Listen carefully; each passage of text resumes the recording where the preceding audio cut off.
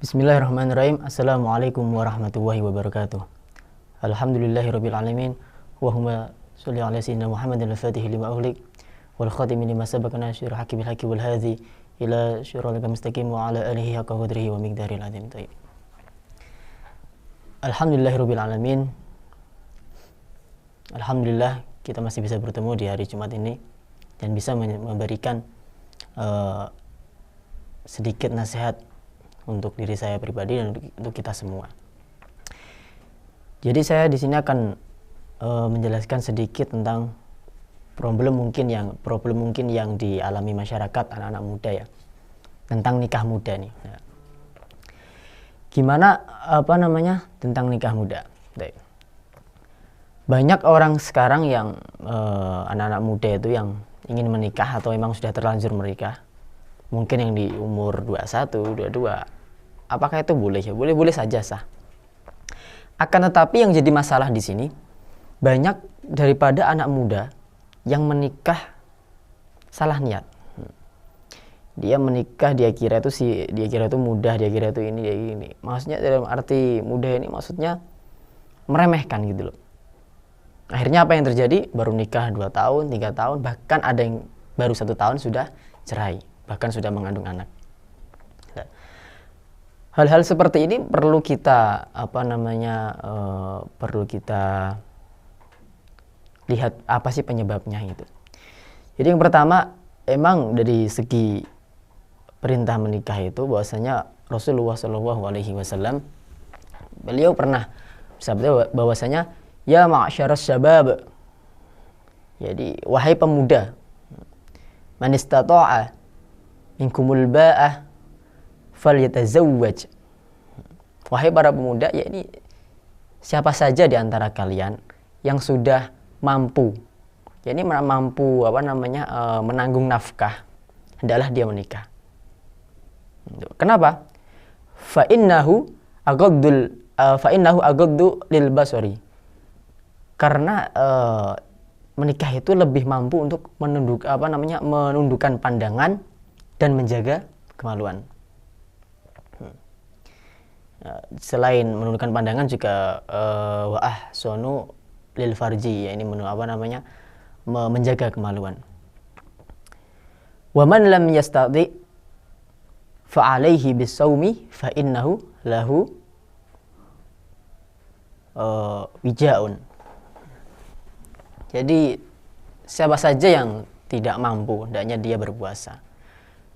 Karena berpuasa itu bisa menjadi tameng syahwat baginya. Ini dijelaskan di hadis riwayat Bukhari dan Muslim. Terus gimana agar kita mengetahui apakah diri kita ini sudah mampu untuk menikah atau belum? Maka yang perlu dilihat di sini adalah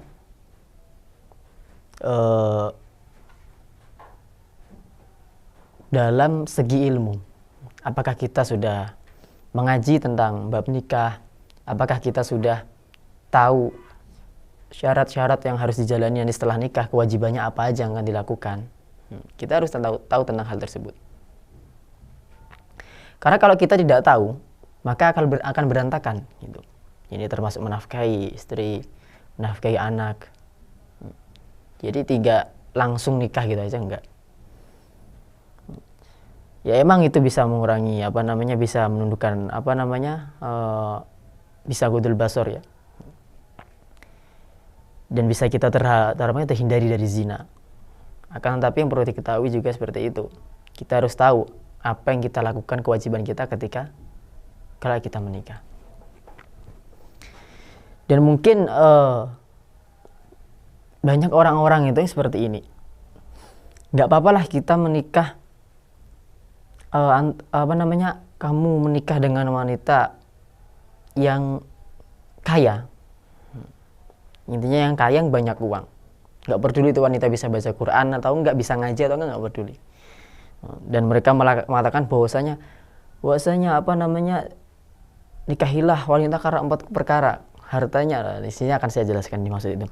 Jadi Rasulullah SAW beliau pernah bersabda bahwasanya yunkahul mar'ah wanita ini dinikahi di arba'in karena 4 perkara. Yang pertama, walimaliha karena hartanya. Yang kedua, walihasabiha karena nasabnya. Yang ketiga, walijamaliha karena kecantikannya. Yang keempat, walidiniha karena agamanya.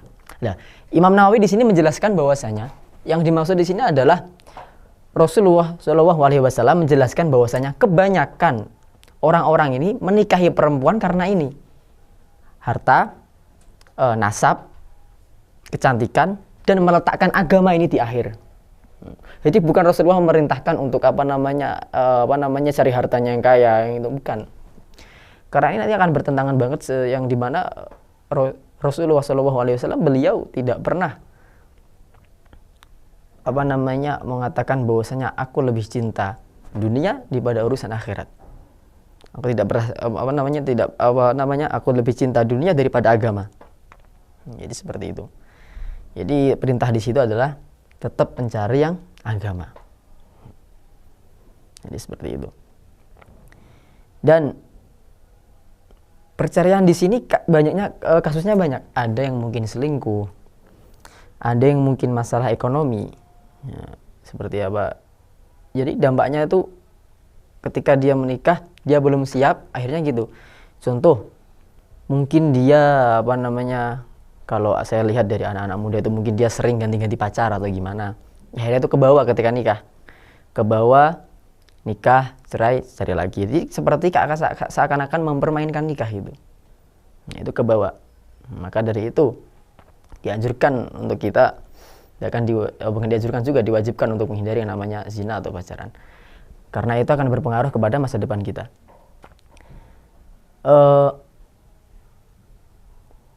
Selain itu juga masalah ekonomi juga. Nah, ini perlu diketahui. Jadi seorang laki-laki ketika mau menikah harus benar-benar memperhatikan kesiapannya. Tidak dilihat dari pekerjaannya apa, tahan dia bos atau apa, enggak.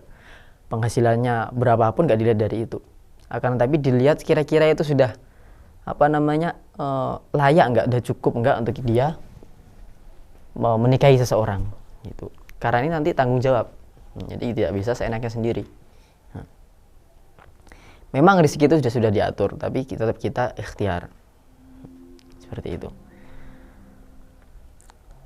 Nah, solusinya tadi kita harus benar-benar mempersiapkan diri sebelum menikah. Jangan buru-buru. Nikah karena mungkin dipaksa orang tua atau apa. Nah, seperti itu juga pesan buat orang tua bahwasanya Rasulullah Shallallahu Alaihi Wasallam, kalau nggak salah beliau pernah bersabda, ya ini la tuzawwiju, ya ini jangan nikahkan anakmu ini dengan yang damim ini maksudnya memang secara makna muka, akan tapi dimaksud orang yang tidak disukai. Dan ini kebanyakan juga asal usul sebelum mereka itu cerai, dipaksa oleh orang tua. Itu Rasulullah itu melarang bahwasanya jangan nikahkan anakmu dengan orang yang dia tidak sukai. Nah, ini juga pesan buat orang tua juga. Jadi jangan sampai kita menikahkan anak kita kepada orang yang anak kita tidak menyukai. Itu tidak boleh. Karena yang menjalani hidup adalah mereka, bukan orang tua gitu. Orang tua hanya punya hak untuk memberi saran, menasihati, mendoakan. Nah, seperti itu. Jadi anak juga punya hak, orang tua juga punya hak masing-masing. Jadi seperti itu. Kalau masalah seperti ini masalah nikah, masalah ibadah yang paling lama. Masalah satu ibadah yang paling lama. Ini sampai mati gitu. Terus sering terjadi selingkuhan karena itu dia tidak tahu batasan berhubungan dengan lawan jenis yang bukan mahramnya. Mungkin dia seorang perempuan terbawa keluar malam sama temannya cowok atau apa, yang akhirnya itu nanti menyebabkan kebiasaan ketika dia nikah. Kebiasaan keluar malam padahal dia udah punya suami, keluar malam main sama temennya, yang pada akhirnya nanti mungkin dia ada rasa lain atau apa. Itu kan kita alam gak ada yang tahu apa yang akan terjadi. Nah, maka dari situlah seorang laki-laki juga harus berhati-hati ketika mencari pasangan hidup. Wanita itu, ketika kita mencari wanita itu jangan dilihat dari ilmunya saja. Yang pertama itu akhlak dan adab, itu paling penting. Meskipun dia penghafal Quran, meskipun dia seorang santriwati, Tapi kalau dia tidak punya adab dan akhlak, maka ambillah yang cuman hafal 1 juz tapi adab dan akhlaknya luar biasa. Nah, seperti itu. Karena adab dan akhlak inilah yang dimana mereka bisa menghormati seorang suami, bisa menghormati rumah tangga, bisa tahu mana baik, mana buruk. Seperti karena banyak orang yang hafal Quran akan tapi dia tidak mengamalkannya. Sekalipun dia tidak mengamalkannya, dia tidak ikhlas. Nah, seperti itu. Jadi mungkin ini saja yang bisa saya sampaikan. Kesimpulan dari ini bahwasanya nikah muta itu boleh kalau emang sudah benar-benar waktunya, silahkan. Akan tapi yang perlu diketahui, kita harus memikirkan dampaknya. Seperti itu. Sekian dari Ana. Assalamualaikum warahmatullahi wabarakatuh.